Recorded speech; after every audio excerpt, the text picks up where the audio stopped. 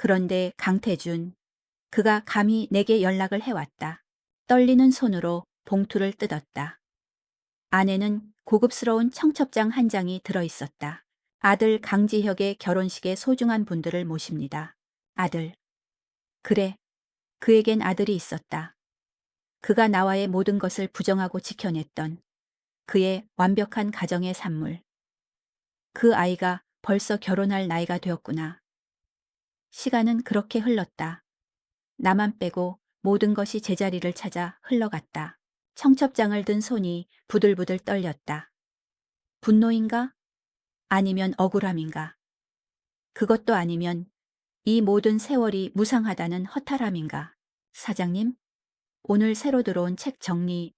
어머, 사장님? 아르바이트생인 지수 씨가 창고에서 나오다 말고 나를 보며 놀란 표정을 지었다. 내 얼굴이 아마 종이장처럼 하얗게 질려 있었으리라. 아무것도 아니에요. 잠깐 바람 좀 쐬고 올게요. 나는 대답 대신 청첩장을 구겨쥐고 책방 뒷문으로 뛰쳐나왔다. 차가운 겨울 공기가 폐를 찔렀다. 좁은 골목길에 기대어 겨우 숨을 골랐다. 30해. 그 긴 시간 동안 나는 단 한 번도 그를 먼저 떠올리지 않았다. 아니, 떠올리지 않으려 발버둥 쳤다. 그는 나에게 구원이자 가장 깊은 절망이었다. 나를 지옥에서 꺼내 더 깊은 지옥으로 밀어 넣은 남자였다. 그에게 나는 무엇이었을까? 잠시 스쳐 지나간 불장난? 지루한 결혼 생활의 일탈? 아니면 그저 하룻밤의 동정이었을까? 나는 그가 나를 버렸던 날, 임신 초기였다는 사실을 끝내 말하지 못했다. 아니, 말할 기회조차 없었다. 그는 나를 선택하지 않았고 나는 그의 완벽한 세계에 흠집조차 낼 수 없는 미미한 존재였다.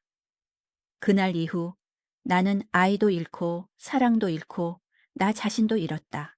그렇게 모든 것을 잃은 대가로 얻은 것이 이 보잘것없는 평화였다. 그런데 이제 와서 청첩장이라니 무슨 의도일까? 나를 조롱하는 것일까?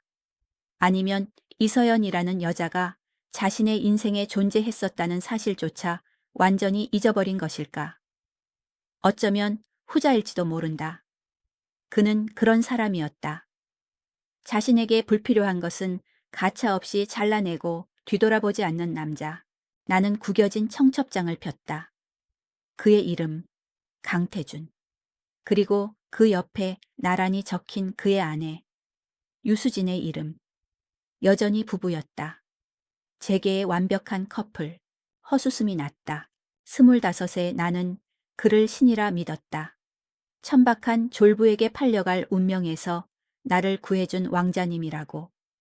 하지만 그 왕자는 이미 아름다운 공주와 결혼한 상태였고 나는 그저 왕자의 성에 몰래 숨어든 하녀 혹은 그가 심심풀이로 거둔 애완동물에 불과했다. 사장님 괜찮으세요? 지수 씨가 걱정스러운 듯 다시 불렀다. 괜찮아요. 금방 들어갈게요. 나는 청첩장을 주머니 깊숙이 쑤셔 넣었다. 마치 그것이 내 살을 파고드는 독충이라도 되는 것처럼 책방 안으로 다시 들어섰다. 묵은 종이 냄새가 다시 나를 감쌌다. 나의 성, 나의 감옥. 아니, 오늘은 이곳이 더 이상 안전하지 않았다. 강태준이라는 이름이 이 견고한 성벽에 균열을 냈고 그 틈으로 30해 전에 비바람이 몰아치기 시작했다. 25의 이서연이 핏기 없는 얼굴로 55의 나를 노려보고 있었다. 도망쳤는데 왜 아직도 여기 있어? 그래, 나는 도망쳤다. 천박한 남자에게서 도망쳤고 나를 버린 남자에게서 도망쳤다. 그리고 무엇보다 나 자신에게서 도망쳤다. 하지만 나는 여전히 그 자리에 있었다. 30해 전 모든 것이 무너져 내렸던 그 여름밤에 그 저주 같은 청첩장이 불러일으킨 기억은 거침없이 나를 30해 전 25에 그 지독했던 여름으로 끌고 갔다. 그때의 나는 이서연, 유복한 건설사 사장의 외동딸이었다. 미술을 전공했고 세상 물정 모르는 비단 드레스 차림의 아가씨였다. 내일 당장 무엇을 먹고 살아야 할지 고민해 본 적이 없었다. 내 세상은 아름다운 그림과 피아노 선율과 부모님의 무조건적인 울타리 안에서 완벽했다. 아버지의 사업이 무너지는 것은 한순간이었다. 어음이 막히고 부도가 나고 집안 곳곳에 붉은 압류 딱지가 붙었다. 내 방에 있던 그랜드 피아노가 낯선 남자들의 손에 실려 나갈 때 나는 그것이 내 삶의 종말이 시작되었음을 어렴풋이 직감했다. 집안을 가득 채웠던 웃음소리는 사라졌다. 대신 어머니의 마른 울음소리와 밤늦게 걸려오는 빚쟁이들의 거친 욕설만이 남았다. 무엇보다 견디기 힘들었던 것은 아버지의 변화였다. 언제나 당당하고 목소리가 컸던 아버지는 며칠 만에 등이 굽고 말이 없는 초라한 남자가 되었다. 그는 거실 소파에 망부석처럼 앉아 담배만 태웠다. 나는 그가 무너지는 것을 한 집안의 가장이 아니라 한 남자의 영혼이 부서지는 것을 목격하고 있었다. 세오연아, 어느 날 저녁 아버지가 붉게 충혈된 눈으로 나를 불렀다. 저녁에 아주 중요한 식사 자리가 있다. 네가 꼭 같이 가야겠다. 제발 예쁘게 좀 하고 나와라. 그의 목소리에는 애원과 함께 내가 알아들을 수 없는 어떤 절박함이 묻어 있었다.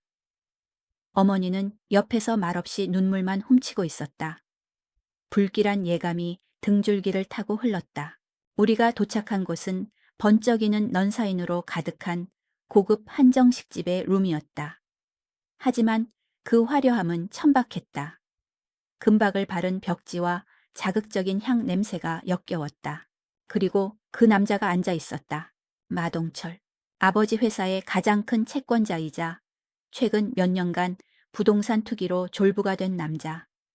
나는 그를 아버지 회사 창립 기념일에서 먼발치로 본 적이 있었다. 그는 50대 중반으로 보였고 거대한 몸집에 값비싼 것이 분명하지만 전혀 어울리지 않는 보라색 정장을 입고 있었다. 손목에는 집 한 채 값은 되어 보이는 금시계가 번쩍였다. 그가 입을 열자 독한 시가 냄새와 위스키 냄새가 방 안에 진동했다. 아이고 이 사장, 그 귀한 따님을 이제야 보여주네. 그는 나를 보자마자 그렇게 외쳤다. 아버지는 죄인처럼 허리를 굽혔다. 마 사장님, 늦어서 죄송합니다. 인사드려라 서연아. 마동철 사장님이시다. 나는 입술을 깨물며 마지못해 고개를 숙였다. 마동철의 시선이 노골적으로 내 머리끝부터 발끝까지 훑었다. 그것은 감상이 아니었다. 가축시장의 상인이 소의 등급을 매기는 듯한 적나라하고 탐욕스러운 시선이었다. 헤어허, 미대 다닌다더니 그림처럼 예쁘네. 밥은 먹고 다니나? 너무 말랐어. 그는 그렇게 말하며 젓가락으로 갈비찜 큰 덩어리를 내 앞접시에 툭 던져 놓았다. 기름기가 사방으로 튀었다. 식사 내내 그는 개걸스럽게 음식을 씹으며 자신의 부를 과시했다.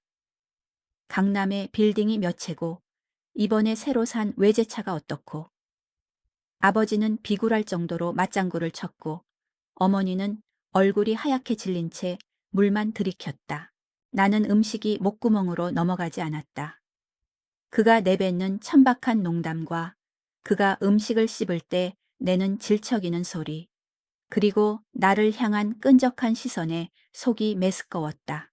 아이 사장, 마동철이 고기를 뜯던 손을 냅킨에 닦으며 말했다. 내 성격 알지? 나 빙빙 돌려 말하는 거 딱 질색이야. 오늘 이 아가씨 보니까 내가 왜 이 집안을 살려줘야 하는지 알겠네. 그가 나를 보며 누런 이를 드러내고 웃었다. 따님이 아주 마음에 들어. 그 순간 시간이 멈췄다. 집으로 돌아오는 차 안은 침묵으로 가득 찼다. 나는 아무 말도 할 수 없었다. 아니, 무슨 말을 해야 할지 몰랐다. 압류 딱지가 붙은 텅 빈 거실. 어머니가 먼저 무너졌다. 서연아, 우리 딸, 어떡하니? 흑흑, 아버지는 담배에 불을 붙이려 했지만 손이 떨려 라이터를 몇 번이나 놓쳤다. 아버지, 내가 입을 열었다. 설마, 아니죠? 그 인간이 한 말 그냥 술주정이죠? 아버지는 내 눈을 피했다. 그리고 재떨이에 담배를 비벼 껐다. 마 사장이 우리 빚을 전부 탕감해 주겠단다. 그리고 강남에 아파트도 한 채 준다고 했어. 내 이름으로. 무서운 뜻이에요, 그게. 세어연아. 아버지가 드디어 나를 바라봤다. 그의 눈은 텅 비어 있었다. 내가 마 사장에게 시집을 가야겠다. 나는 내 귀를 의심했다. 아버지, 제정신이세요? 그 돼지 같은 인간한테 저를 팔아넘기시겠다고요? 팔다니. 말이 왜 그래? 이놈의 자식이. 아버지가 손을 들었다. 나를 때리려던 손은 아니었지만 그보다 더한 절망이 담긴 손짓이었다. 이게 다 누구 때문인데 너 편하게 살게 하려고 내가 그는 말을 잇지 못하고 주저앉았다. 서연아, 아빠가 무릎이라도 꿇을게. 제발 우리 좀 살려다오. 이대로 가다간 우리 가족 다 길바닥에 나앉아. 어머니가 내 다리를 붙잡고 애원했다. 그것은 부탁이 아니었다. 명백한 사형 선고였다. 나는 내 방으로 뛰어들어갔다. 피아노가 있던 자리는 텅 비어 바닥에 먼지 자국만 선명했다. 나는 그 자리에 주저앉았다. 그날 밤 나는 마동철의 기름진 얼굴과 그 천박한 웃음소리를 떠올리며 구역질을 했다.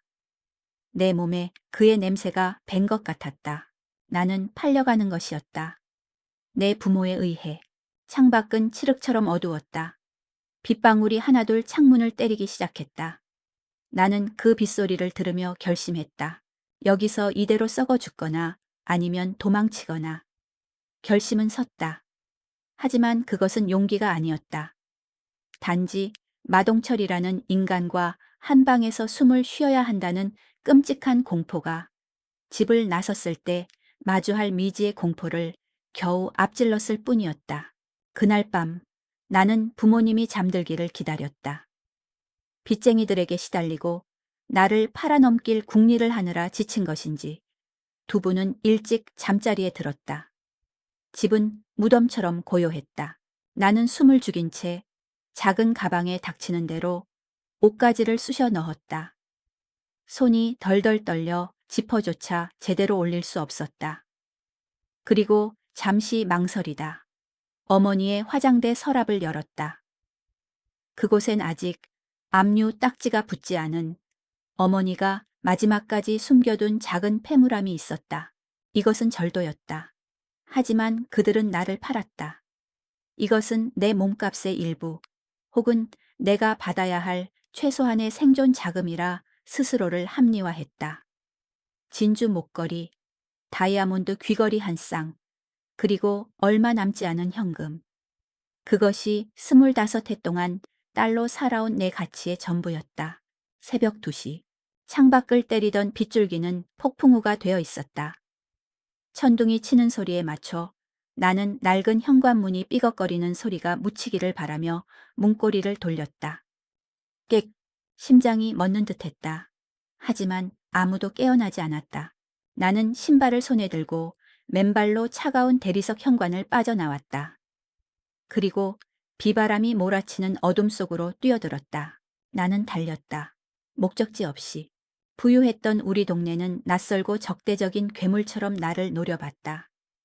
빗물은 순식간에 나를 흠뻑 적셨다. 머리카락은 미역처럼 얼굴에 달라붙었고 얇은 원피스는 몸에 감겨 발걸음을 무겁게 했다. 택시를 잡아탔다. 어디로 가달라고 해야 할지 몰라 그냥 서울역이요 라고 내뱉었다. 그 후 며칠간의 기억은 혼란스럽다. 서울역 근처에 허름하고 곰팡내 나는 모텔방에서 이틀을 보냈다. 낮에는 커튼을 닫고 침대에 죽은 듯이 누워 있었고 밤이 되면 혹시나 마동철의 끈아풀이나 아버지가 보낸 사람이 나를 찾아낼까봐 공포에 떨었다. 가져온 현금은 금방 바닥났다. 나는 어머니의 진주 목걸이를 들고 근처 전당포를 찾아갔다. 주인 남자는 나를 위아래로 훑어보더니 목걸이 값의 10분의 1도 안 되는 돈을 툭 던져 주었다. 요즘 이런 거 안 쳐줘, 아가씨. 그의 경멸 어린 시선에 나는 아무 말도 못하고 돈을 집어들고 도망쳤다. 세상은 내가 알던 곳과 완전히 달랐다. 돈이 없다는 것, 나를 보호해줄 울타리가 없다는 것이 어떤 의미인지 뼈저리게 깨달았다. 사흘째 되던 날 모텔비마저 떨어졌다. 나는 다시 거리로 나왔다. 비는 여전히 그칠 줄 몰랐다. 며칠간 제대로 먹지 못해 속이 쓰렸고 젖은 옷은 마를 틈이 없었다. 한기가 뼛속까지 스며들었다. 나는 어디로 가는지도 모른 채 그저 걷고 또 걸었다. 화려한 강남의 거리.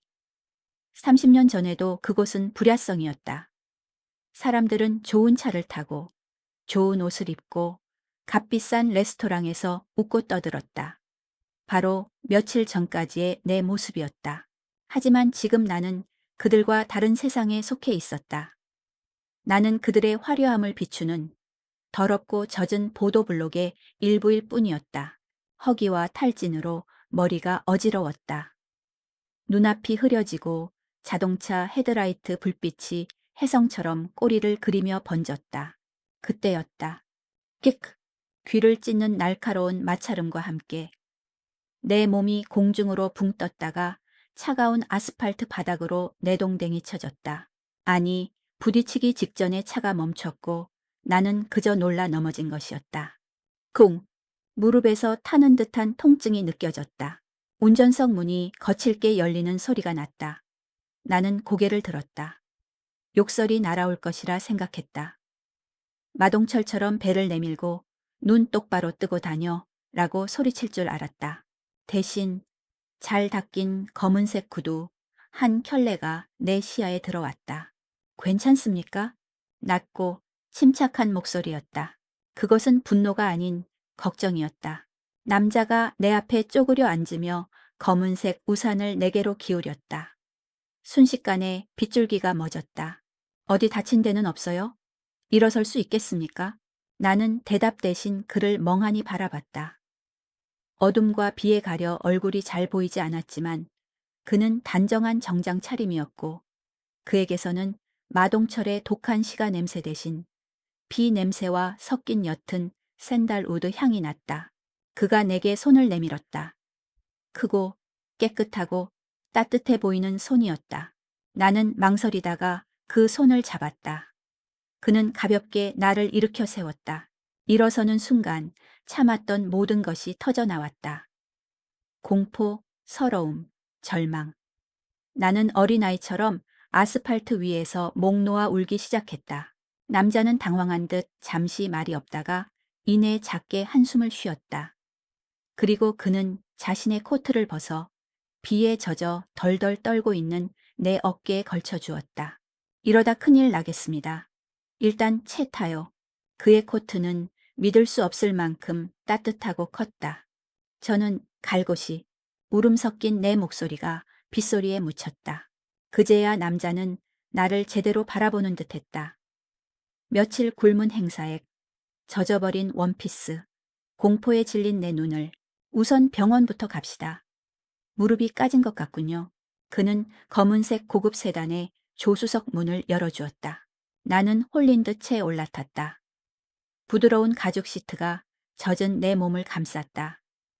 차 안은 바깥 세상과 분리된 듯 조용하고 안락했다. 그가 운전석에 올라탔다. 은은한 실내 등에 그의 옆모습이 드러났다. 그는 잘생겼다.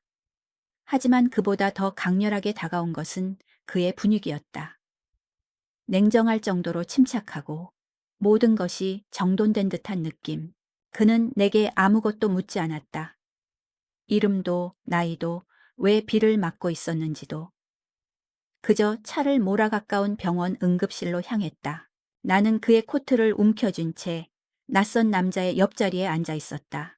그 순간 나는 그가 신의 응답이라고 생각했다. 천박한 마동철과는 정반대의 지점에 있는 남자. 나를 이 지옥에서 꺼내줄 구원자. 나는 몰랐다. 내가 막 또 다른 지옥의 문을 열었다는 것을. 응급실의 형광등은 차가울 정도로 밝았다. 간호사가 내 무릎에 흙먼지를 닦아내고 소독약을 바를 때 나는 따가움보다 비현실적인 안도감에 휩싸여 있었다. 강태준. 그는 나를 병원에 데려다주고 말없이 수납까지 마쳤다. 그는 젖은 코트를 돌려달라는 말도 하지 않았다. 이름이 뭡니까? 그가 병원 복도 벤치에서 내게 처음으로 물었다. 이서연입니다. 나는 강태준입니다. 그는 짧게 자신을 소개했다. 그리고 물었다.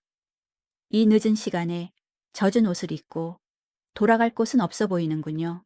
그의 목소리는 비난이나 호기심이 아니었다. 그저 사실을 확인하는 듯 건조했지만 이상하게도 모욕적이지 않았다. 나는 고개를 끄덕이는 것으로 대답을 대신했다.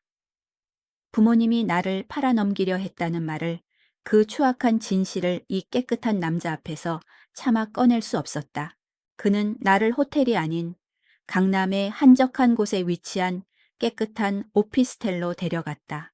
여긴 내 회사에서 지방 출장 온 직원들이나 비서들이 임시 숙소로 쓰는 곳입니다. 그가 카드키를 건네며 말했다. 우선 여기서 며칠 묵어요. 씻고 좀 쉬어야겠습니다. 20평 남짓한 작은 공간이었지만 나에게는 세상에서 가장 거대한 성체처럼 느껴졌다. 따뜻한 물이 나오는 샤워실, 푹신한 침대, 심지어 냉장고에는 생수와 간단한 음료까지 채워져 있었다. 그가 떠나기 전 테이블 위에 지폐 몇 장을 올려놓았다. 내일 입을 옷이 필요하겠군요. 우선 필요한 것부터 사요. 아니에요. 저는 이 돈을 받을 수 빚이라고 생각해요. 그가 내 말을 잘랐다. 나중에 갚으면 됩니다. 푹 쉬어요, 이서연 씨. 문이 딸깍 소리를 내며 닫혔다. 나는 그 자리에 서서 한참을 움직이지 못했다. 그리고는 바닥에 주저앉아 그날 밤 처음으로 안도의 눈물을 흘렸다. 나는 구원받았다. 적어도 오늘 밤은 마동철의 돼지 같은 소나기에서 벗어났다. 나는 그가 준 돈을 손에 쥐고 뜨거운 물로 내 몸에 밴 며칠간의 공포와 오물을 씻어냈다. 이틀 뒤 우리는 오피스텔 근처의 조용한 카페에서 다시 만났다. 깨끗한 옷으로 갈아입고 며칠 만에 제대로 된 음식을 먹은 나는 조금이나마 25의 내 모습을 되찾아 있었다. 그는 그제야 내 사정을 물었다. 나는 모든 것을 털어놓지는 못했다. 그저 집안 사정이 어려워졌고 감당하기 힘든 어떤 상황 때문에 도망쳤다고만 했다. 미대를 다니다 휴학했다는 이야기도 덧붙였다. 그는 판단하지 않고 그저 묵묵히 들었다. 그의 시선에는 값싼 동정이 아닌 묘한 이해심이 담겨 있었다. 그럼 당장 거처와 일이 필요하겠군요. 그는 잠시 생각하더니 제안을 했다. 내 회사 기획실에서 간단한 사무보조 일을 할 수 있겠어요? 자료 정리나 복사 같은 일입니다. 큰 돈은 아니지만 이서연 씨가 혼자 살기엔 충분할 겁니다. 네, 하지만 저는 그런 일은 미술 전공한 거 압니다. 하지만 지금은 그림을 그릴 때가 아닌 것 같아서요. 그의 말은 냉정했지만 정확했다. 그 오피스텔은 월급에서 공제하는 걸로 하죠. 빚도 천천히 갚아요. 나는 고개를 숙였다. 눈물이 핑 돌았다.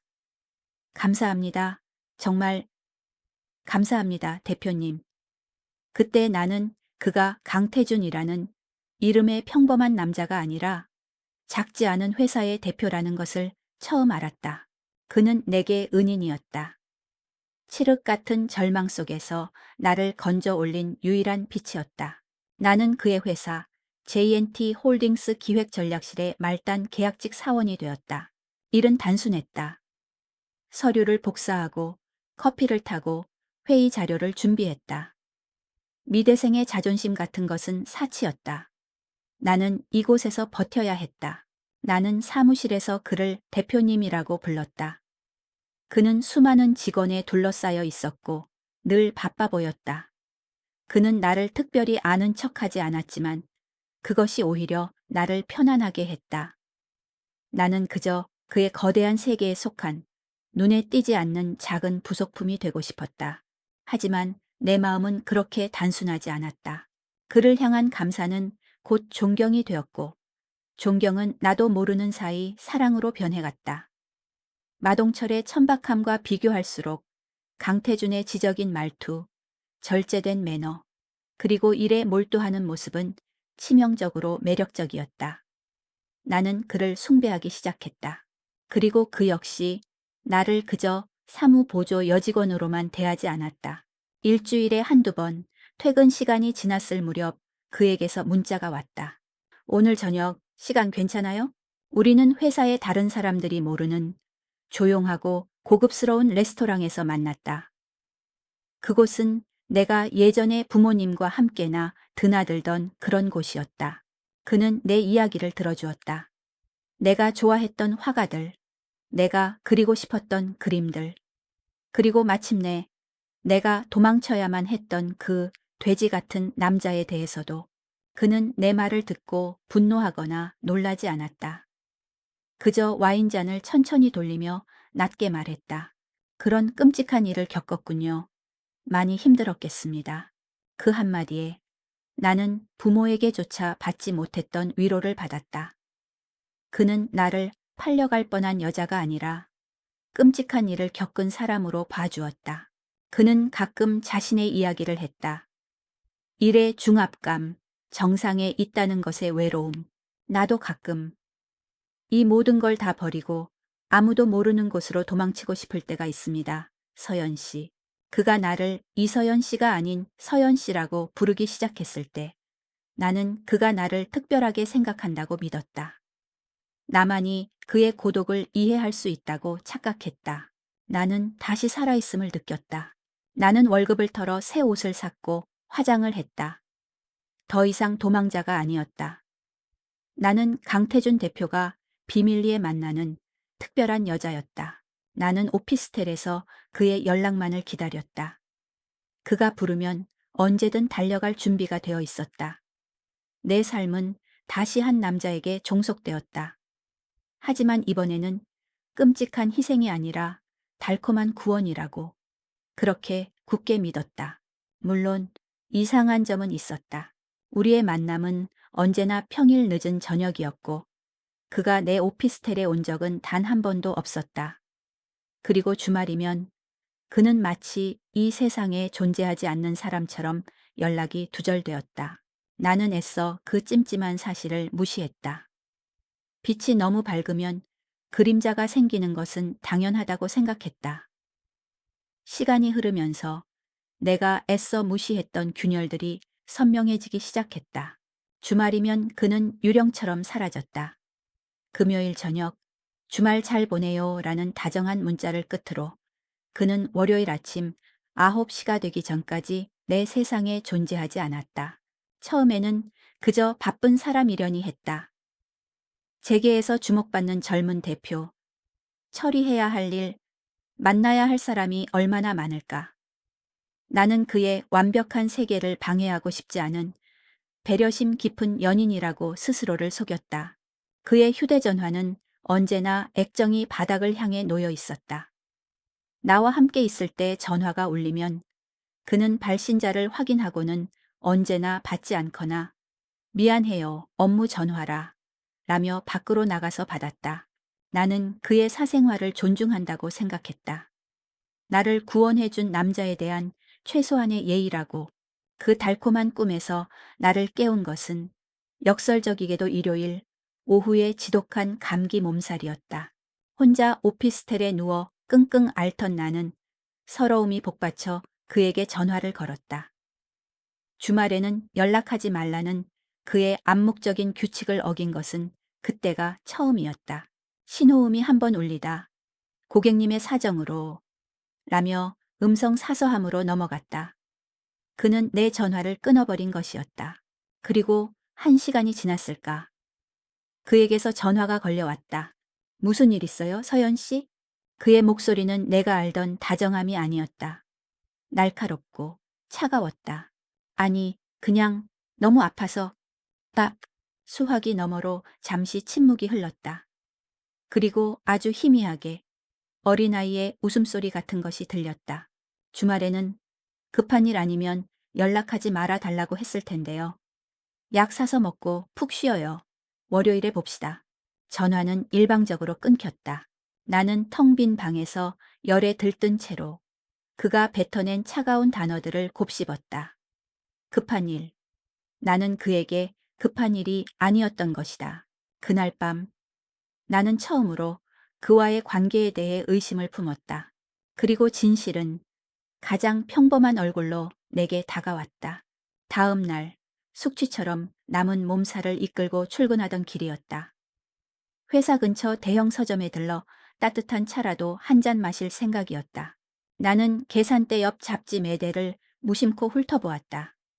그리고 그곳에서 글을 보았다. 월간 경제 잡지가 아니었다.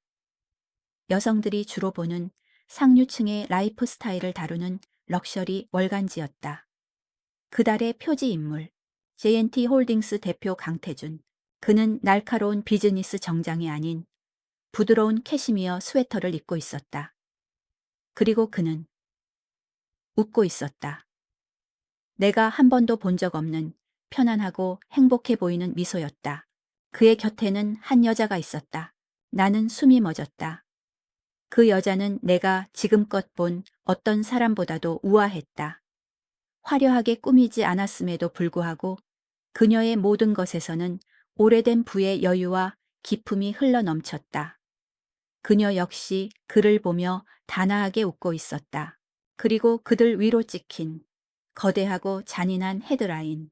JNT 홀딩스 강태준 대표와 아내 SJ 미술관 유수진 이사장, 재계의 골든 커플이 사는 법. 아내 유수진 이사장. 나는 잡지를 든 채 그 자리에 얼어붙었다. 피가 차갑게 식는다는 것이 어떤 느낌인지 그때 처음 알았다. 잡지 한 권이 청은망은처럼 무겁게 느껴졌다. 서점 안의 모든 소리가 멀어졌다.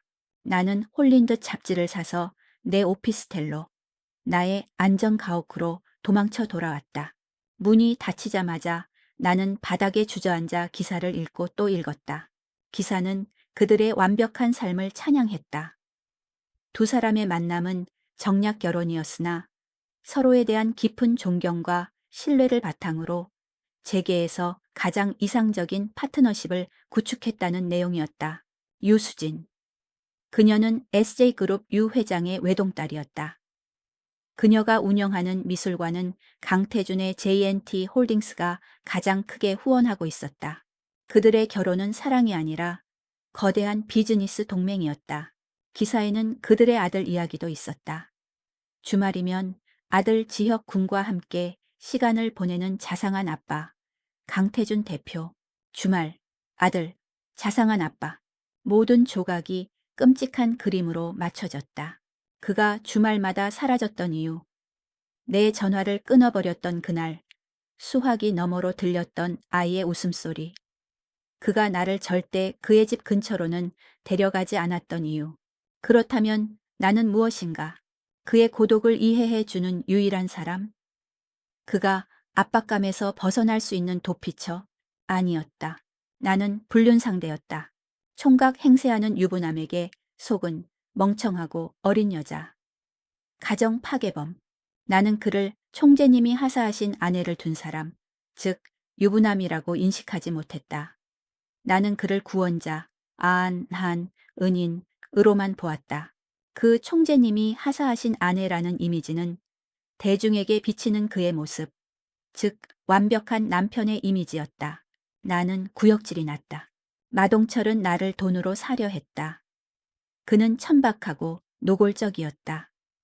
강태준은 나를 구원이라는 이름으로 달콤한 말로 공짜로 가졌다. 누가 더 악랄한 것인가? 나는 그가 만들어낸 완벽한 그림 속에 유일하고 더러운 오점이었다. 나는 어둠이 내린 오피스텔 방에 불도 켜지 않은 채 표지 속에서 행복하게 웃고 있는 두 사람을 노려보았다. 그때 전화벨이 울렸다. 액정에 뜬 이름. 강태준. 오늘 저녁에 볼까? 맛있는 거 사줄게요. 그의 다정한 목소리가 귓가에 맴돌았다. 나는 내가 어떻게 해야 할지 몰랐다. 도망자를 구원해준 천사는 알고 보니 완벽한 가정을 가진 유부남이었다. 25에 순진했던 이서연은 그 순간 죽었다. 그리고 그 자리에는 세 번째 여자가 남아 있었다. 나는 그 전화를 받았다.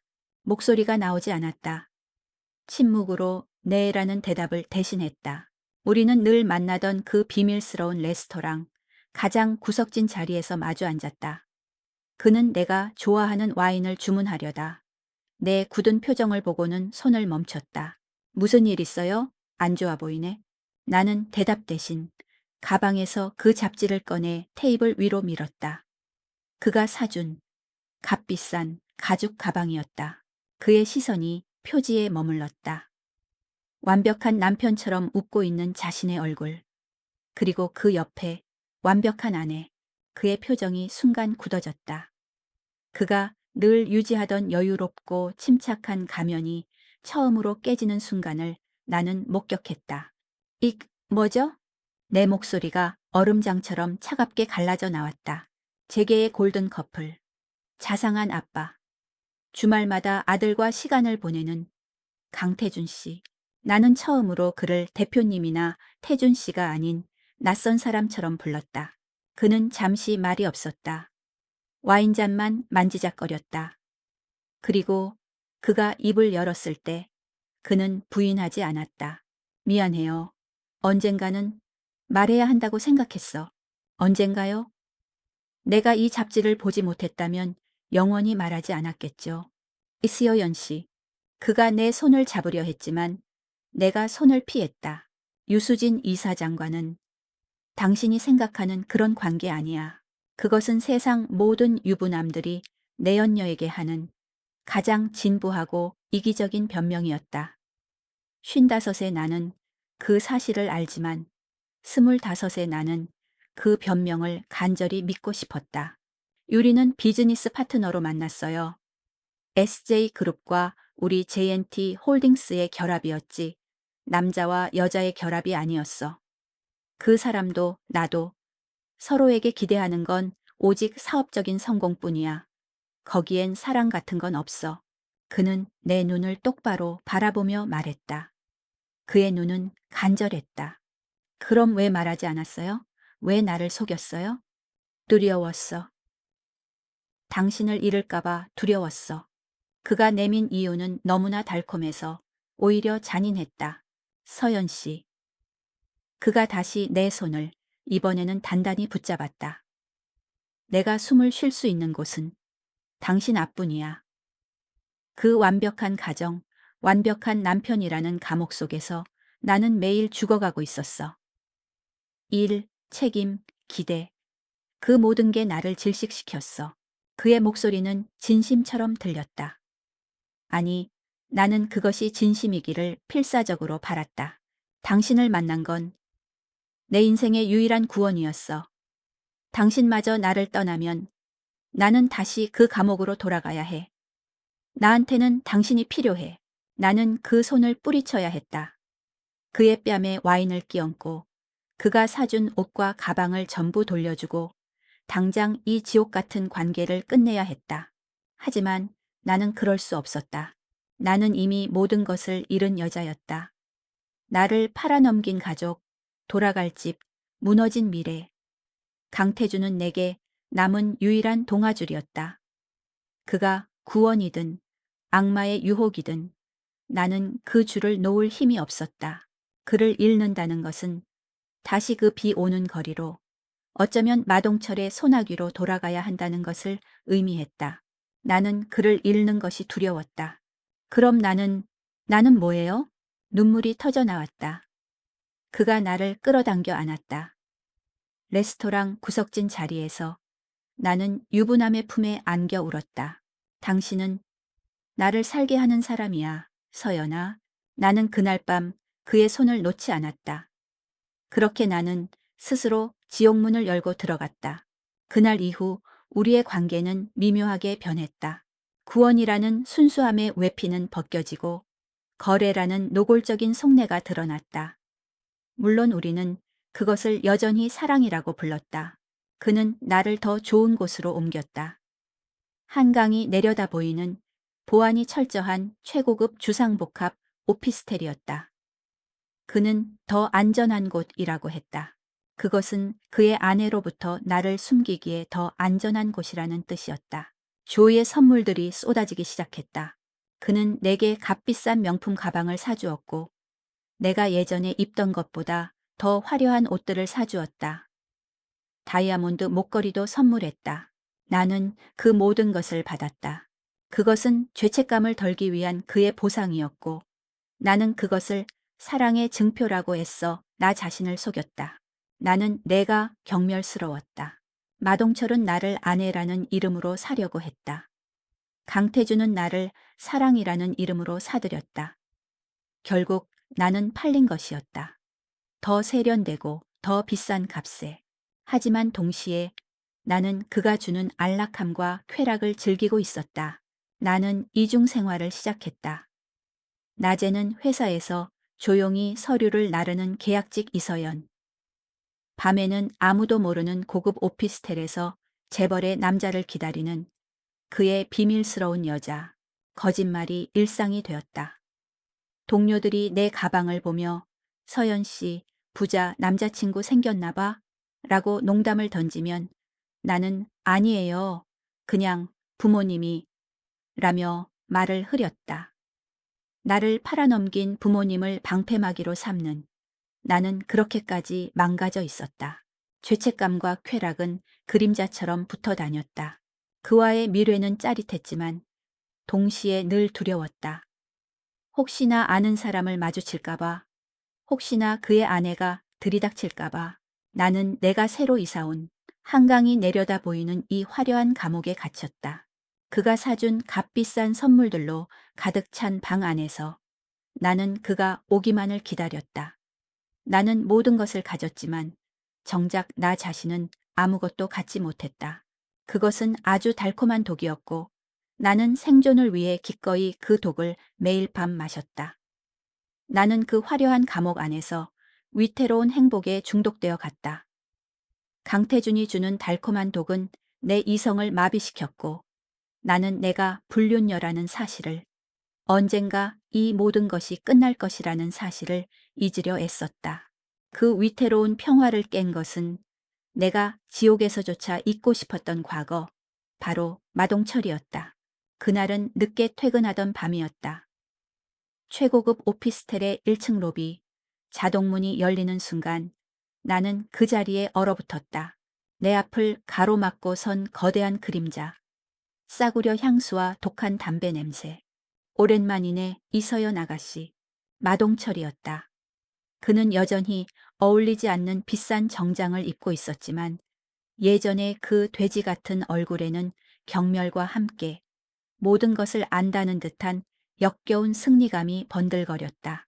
날 피해 도망친 대가가 고작 재벌놈의 첩 노릇인가? 온몸에 피가 얼어붙었다. 심장이 미친 듯이 발밑으로 곤두박질 쳤다. 어떻게 여길 해오. 내가 이 정도도 못 찾아낼 줄 알았어? 네가 그 잘난 강태준 대표 차 타고 이 빌딩으로 기어 들어가는 거 내가 다 봤지. 그는 내 팔을 거칠게 움켜쥐었다. 강태준, JNT 홀딩스 대표, 유수진 이사장 남편. 아주 대단한 놈을 물었더군. 내가 모를 줄 알았어? 나는 공포에 질려 아무 말도 못했다. 그의 눈이 질투와 분노로 번들거렸다. 그 자식은 되고 나는 안 된다. 내가 그놈보다 못한 게 뭔데? 나는 너 같은 거 정식으로 사모님 소리 듣게 해주려고 했어. 근데 넌 고작 그놈의 숨겨둔 장난감 노릇이나 하고 있잖아. 그는 나를 벽으로 밀쳤다. 그놈한테 얼마 받아? 어? 나한테도 좀 떼어줘야 공평하지 않겠어? 네가 원래 내 것이었잖아. 그가 돈을 요구하는 것인지 나를 협박하는 것인지 아니면 그저 분풀이를 하는 것인지 알 수 없었다. 나는 그저 덜덜 떨 뿐이었다. 좋아. 그렇게 나오시겠다 이거지. 그가 비열하게 웃었다. 그럼 우리 다 같이 재미있어져야지. 유수진 이사장이 자기 남편의 특별한 취미를 알면 참 좋아하겠어. 안 그래? 그는 내 주머니에 작은 USB 하나를 찔러 넣었다. 이건 견본이야. 네가 그놈하고 붙어먹는 사진 아주 많아. 그놈한테 전해. 내일 모레까지 연락 없으면 이 사진들 유수진 이사장 책상 위에 올라갈 줄 알라고. 마동철은 내 뺨을 두어 번 툭툭 치고는 사라졌다. 나는 그 자리에 주저앉았다. 나는 강태준에게 말할 수 없었다. 내 과거가 마동철과의 악연이 드러나는 순간 그는 나를 더럽다고 생각할 것이었다. 나는 덫에 걸렸다. 이틀 동안 지옥 같은 시간을 보냈다. 그리고 사흘째 되던 날 전화가 왔다. 모르는 번호였다. 나는 떨리는 손으로 전화를 받았다. 이서연 씨, 맞죠? 수화기 너머로 들려오는 목소리는 내가 평생 들어본 어떤 목소리보다도 우아했지만 동시에 얼음장처럼 차가웠다. 나는 유수진입니다. 심장이 발밑으로 꺼지는 듯했다. 마동철이 결국 일을 저지른 것이었다. 지금 만날 수 있을까요? 우리 둘이서만. 내가 운영하는 미술관 1층 카페로 와요. 기다릴게요. 그녀는 내 대답을 듣지도 않고 전화를 끊었다. 나는 사형장으로 끌려가는 죄수처럼 그녀가 말한 SJ 미술관으로 향했다. 그곳은 강태준의 JNT 홀딩스가 후원하는 곳, 잡지에서 봤던 바로 그곳이었다. 카페 가장 안쪽, 햇살이 잘 드는 창가 자리에 그녀가 앉아 있었다. 그녀는 잡지 표지에서 걸어 나온 듯 완벽했다. 흐트러짐 없는 머리, 값비싸지만 절제된 의상, 그리고 감정을 읽을 수 없는 평온한 얼굴. 그녀는 울고 있지도 분노하고 있지도 않았다. 마치 일상적인 업무를 처리하는 사람처럼 보였다. 앉아요. 그녀가 맞은편 자리를 가리켰다. 나는 로봇처럼 그 자리에 앉았다. 그녀는 테이블 위에 서류 봉투 하나를 밀었다. 이것 때문에 불렀어요. 봉투 안에는 마동철이 말했던 사진들이 들어 있었다. 내가 강태준의 차에서 내리는 모습, 그와 함께 레스토랑에 들어가는 모습. 다행히 노골적인 사진은 없었지만 두 사람의 관계를 의심하기엔 충분했다. 이런 걸 보낸 걸 보면 돈이 목적인가 보죠? 그녀는 나에게 묻는 것이 아니었다. 얼마를 원해요? 네, 저는 태준 씨. 아니, 강 대표가 당신한테 쓰는 돈. 그보다 더 줄게요. 이 지저분한 일 이만 끝내요. 나는 모욕감에 얼굴이 달아올랐다. 나는 아직도 사랑이라는 환상을 붙들고 있었다. 이건 돈 문제가 아니에요. 저희는 서로 사랑. 그녀가 처음으로 웃었다. 비웃음도 조소도 아닌 그저 어린애를 보는 듯한 차가운 웃음이었다. 이서연 씨, 당신 강 대표에게 뭐라도 되는 줄 알아요? 그녀의 목소리가 칼날처럼 내 가슴을 찔렀다. 당신은 그냥 기본 전환용 장난감이야. 스트레스 해소용. 알아요?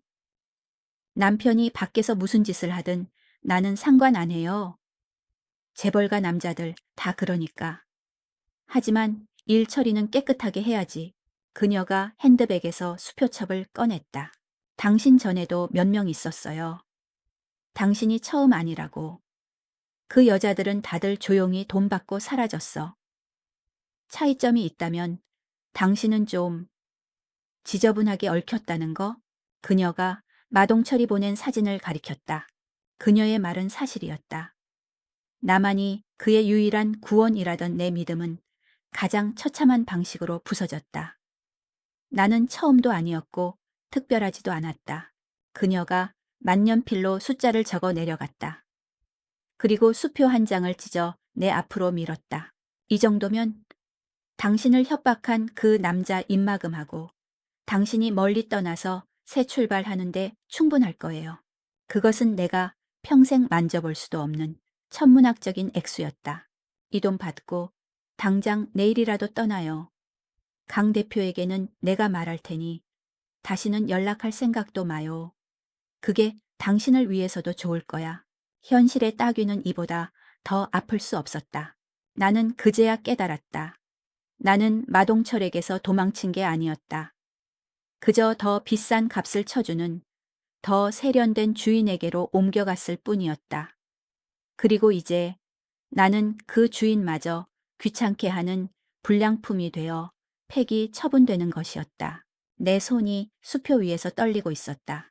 유수진이 내민 수표는 25에 내가 감당하기엔 너무나 무거운 모욕의 무게였다. 나는 그 돈을 집어들고 그녀의 뺨을 때려야 마땅했다. 아니면 적어도 나는 돈 따위에 팔리지 않는다고 소리라도 쳐야 했다. 하지만 내 몸은 얼어붙었고 손가락 하나 까딱할 수 없었다. 왜요? 부족한가요? 그녀가 나를 재촉했다. 나는 수표를 받아들 용기도 거부할 용기도 없었다. 내가 할 수 있는 유일한 것은 그 자리에서 도망치는 것뿐이었다. 필요 없어요. 나는 겨우 그 한마디를 내뱉고 미술관 카페를 뛰쳐나왔다. 하지만 그 말은 당당한 거절이 아니라 겁에 질린 동물의 비명에 가까웠다. 나는 어디로 가야 할지 몰랐다. 강태준이 마련해준 그 화려한 오피스텔로 돌아갈 수는 없었다. 그곳은 이제 내 집이 아니었다. 나는 비에 젖은 채 처음 그를 만났던 날처럼 정처 없이 거리를 헤맸다. 장난감? 기분 전환용? 당신 전에도 몇 명 있었어.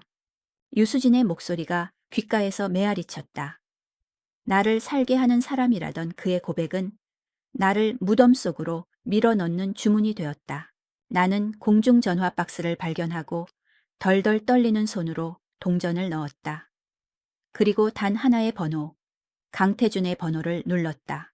지금 당장 그를 만나야 했다. 그에게 확인해야 했다. 내가 정말 장난감이었는지, 그의 사랑이 나를 구원했던 그 모든 순간이 거짓이었는지. 그가 전화를 받았다. 다행히 평일 저녁이었다. 서연 씨? 무슨 일이야? 목소리가 왜 그래? 만나야겠어요. 지금 당장. 나는 그가 늘 가던 레스토랑이 아닌 한강변의 어두운 공원으로 그를 불렀다. 그는 30분 만에 달려왔다. 여전히 완벽한 슈트 차림이었지만 넥타이는 살짝 비뚤어져 있었다. 무슨 일이야? 어디 아파? 꼴이 왜 이래? 그가 내 어깨를 잡으려 했지만 나는 그를 밀쳐냈다. 당신 부인 만났어요? 그의 눈동자가 격렬하게 흔들렸다. 그것은 내가 지금껏 본 그의 모습 중 가장 인간적인 동요였다. 뭐라고? 유수진이 당신을? 마동철이라는 사람 알아요? 나는 울음을 터뜨리며 그에게 모든 것을 털어놓았다. 내가 도망친 이유, 그 천박한 남자. 그리고 그 남자가 우리 사진으로 나를 협박했다는 사실까지. 강태준의 얼굴이 분노로 일그러졌다. 하지만 그 분노가 나를 향한 것인지, 마동철을 향한 것인지, 아니면 자신의 완벽한 세계에 흠집이 난 것 때문인지 나는 알 수 없었다. 그래서 유수진이 뭐라고 하던가요? 그 여자가 나한테 돈을 줬어요. 나는 수표를 받지 않았지만 그 사실이 나를 더 비참하게 만들었다. 내가 당신 장난감이라고, 당신 전에도 여자들이 있었다고, 다들 돈 받고 조용히 사라졌다고. 나는 그의 가슴을 주먹으로 내리치며 절규했다.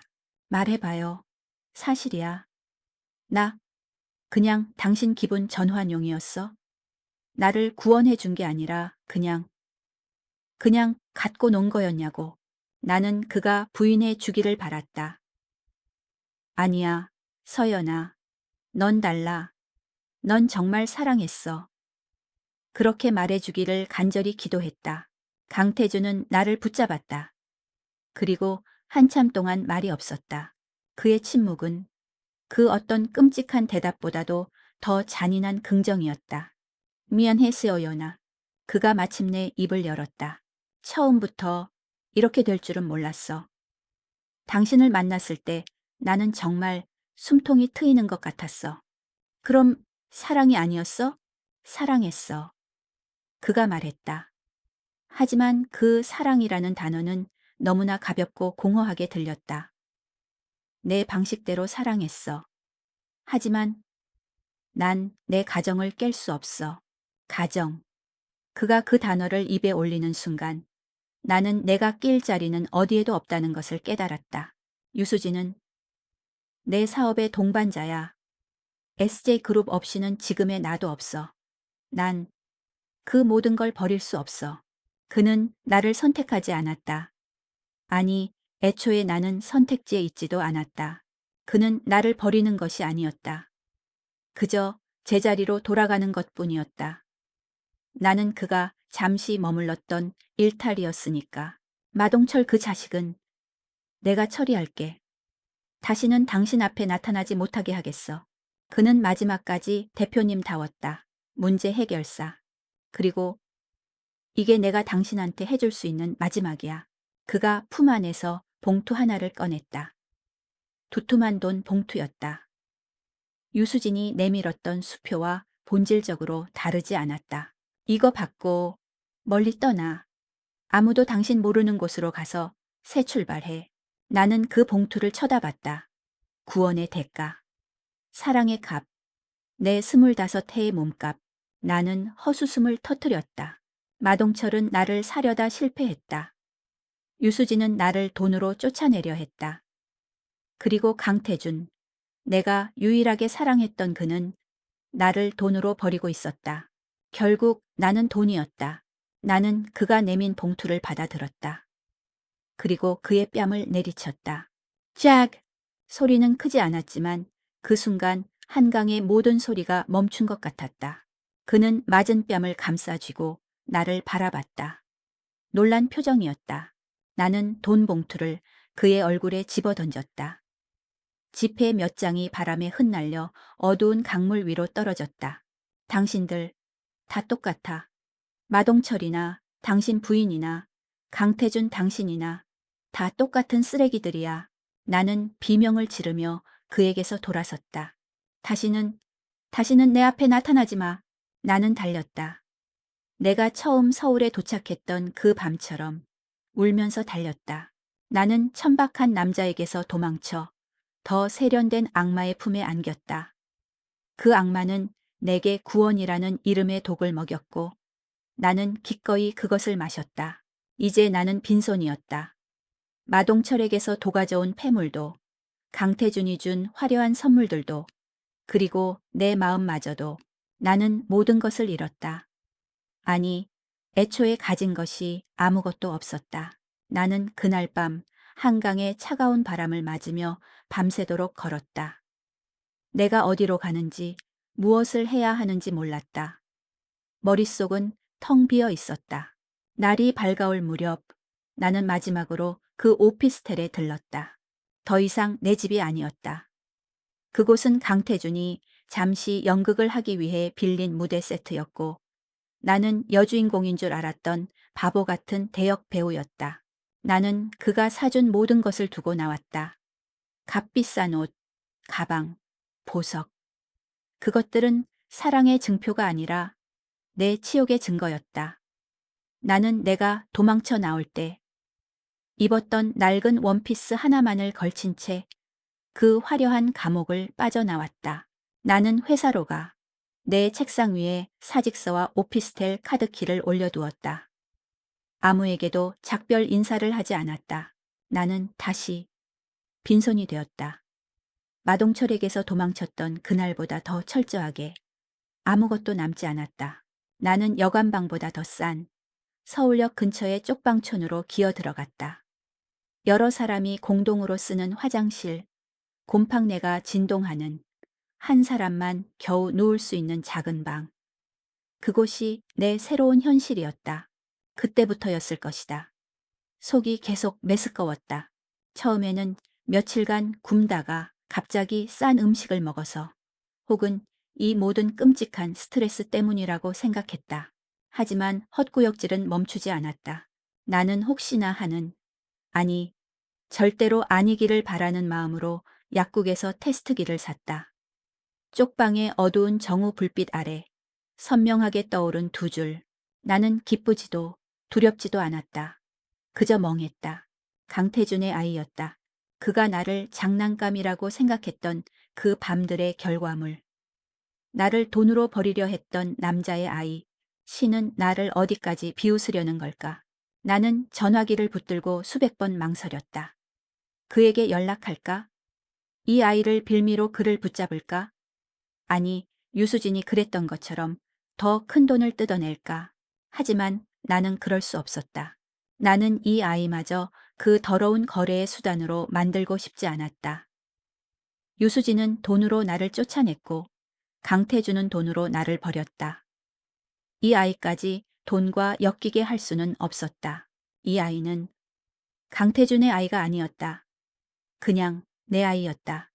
이 지옥 같은 세상에 남겨진 나에게 속한 유일한 존재. 나는 아이를 낳기로 결심했다. 하지만 신은 내게 그 마지막 기회마저 허락하지 않았다. 결심을 한 지 며칠 지나지 않은 차가운 늦가을 밤이었다. 극심한 스트레스와 영양실조, 그리고 이 지독한 항의 속에서 내 몸은 버텨내지 못했다. 끔찍한 복통과 함께 나는 차가운 방바닥을 뒹굴었다. 아무도 도와줄 사람이 없었다. 나는 피와 눈물 속에서 의식을 잃어갔다. 나는 내 마지막 희망이자 어쩌면 마지막 절망이었던 그것을 그렇게 허무하게 잃었다. 그날 밤 피 냄새가 진동하는 그 좁고 더러운 방에서 25에 순진했던 이서연은 완전히 죽었다. 나는 서울을 떠나야 했다. 이 도시에는 나를 위한 자리는 없었다. 나는 남은 돈을 털어 가장 멀리 가는 야간 버스표를 샀다. 내가 도착한 곳은 남쪽 끝에 비린내 나는 작은 항구 도시였다. 나는 밑바닥에서 다시 시작했다.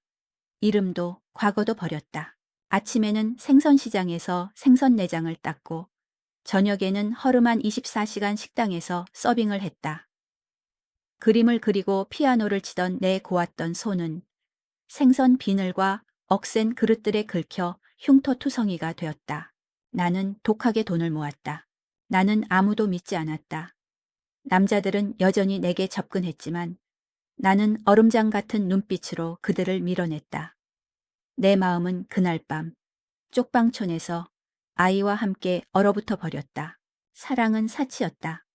생존이 유일한 목표였다. 나는 살아남았다. 그것이 마동철에게, 강태준에게, 유수진에게, 그리고 나를 팔아넘긴 내 부모에게 할 수 있는 유일한 복수였다. 그렇게 10년, 20년이 흘렀다.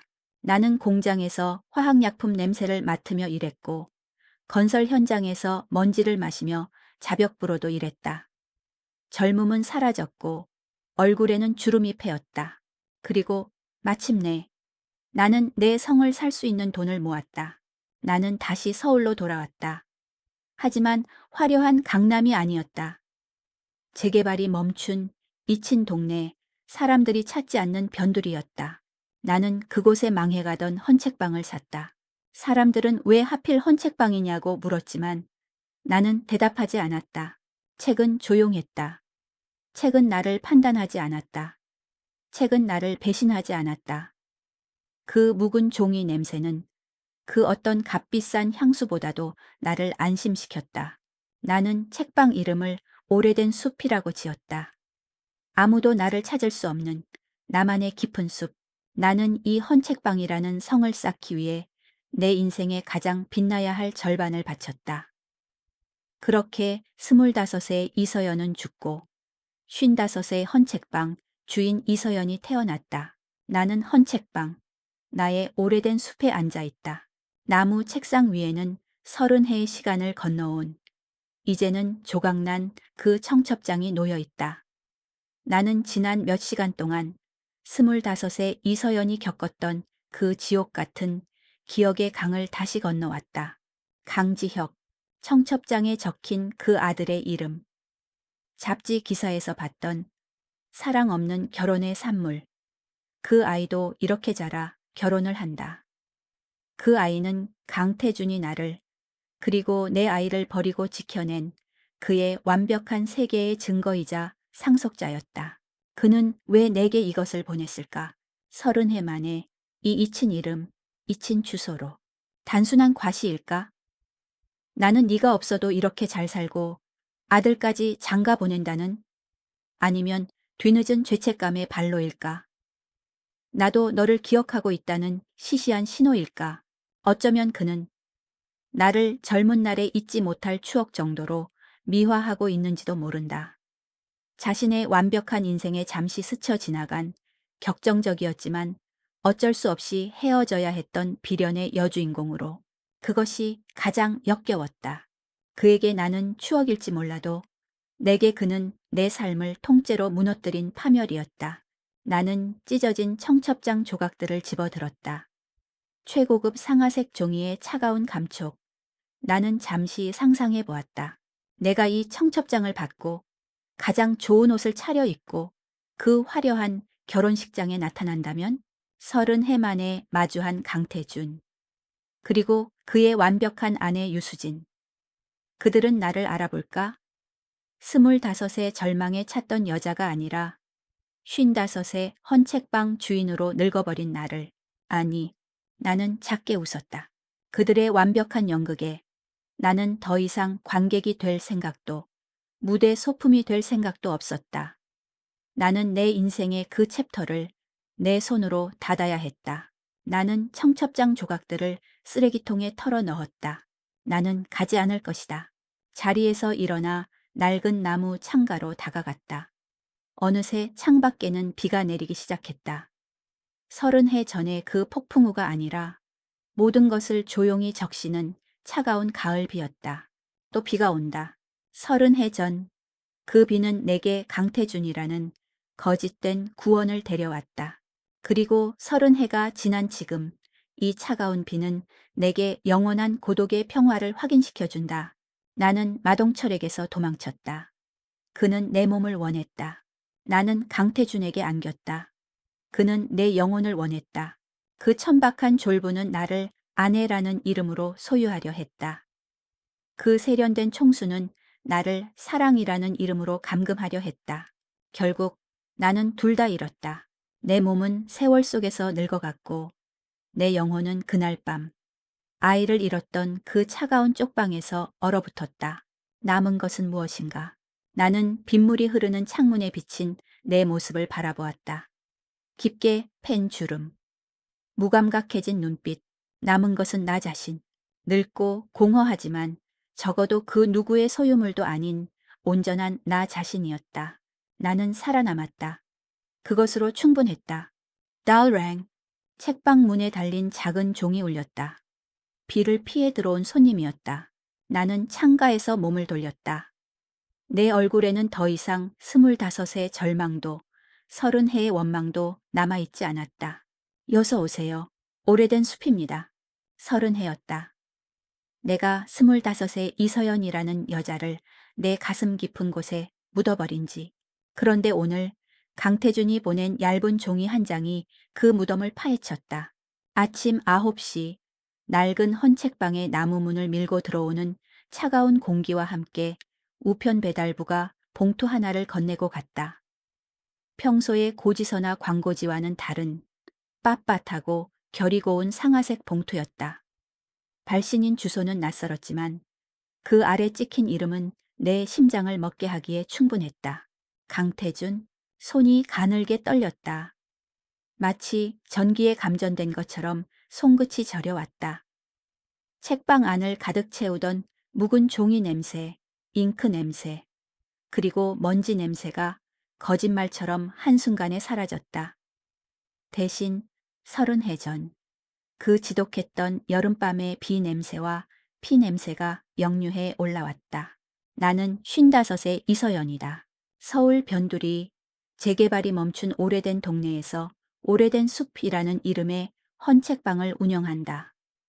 이혼했고 자식은 없다. 혼자 산다. 내 일상은 단순하다. 아침에 일어나 커피를 내리고 책방 문을 열고 해가 질 때까지 책먼지를 털거나 찾아오는 몇 안 되는 손님을 맞는다. 사람들은 내 삶이 참 고요하고 평화롭다고 말한다. 나 역시 그렇게 믿으려 애썼다. 이 평화는 내가 30해에 걸쳐 피와 눈물로 쌓아 올린 성벽이었다. 그 안에는 25의 내가 부모에게 버림받고 천박한 남자에게 팔려갈 뻔했으며 유일한 구원이라 믿었던 남자에게 처참히 배신당했던 내가 웅크리고 있었다. 나는 그 아이를 보호하기 위해 혹은 그 아이를 영원히 가두기 위해 이 고요한 삶이라는 감옥을 만들었다.